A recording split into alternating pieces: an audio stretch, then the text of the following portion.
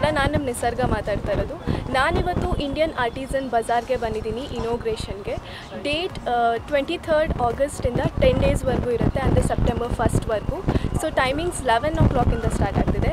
ಇಲ್ಲಿ 100+ ಸ್ಟಾಲ್ಸ್ ಇದೆ ಆ್ಯಂಡ್ ಎಲ್ಲ ಓನಾಗಿ ಮ್ಯಾನುಫ್ಯಾಕ್ಚರ್ ಮಾಡ್ಕೊಂಡು ಬಂದಿದ್ದಾರೆ. ತುಂಬ ಕ್ರಿಯೇಟಿವ್ ಆಗಿದೆ ಆ್ಯಂಡ್ ಮನೆ ಡೆಕೋರೇಷನ್ಗೂ ತುಂಬ ಚೆನ್ನಾಗಿ ಕಾಣುತ್ತೆ. ಆ್ಯಂಡ್ ಪ್ಲೇಸ್ ಬಂದು ಕರ್ನಾಟಕ ಚಿತ್ರಕಲಾ ಪರಿಷತ್ ಅಂತ.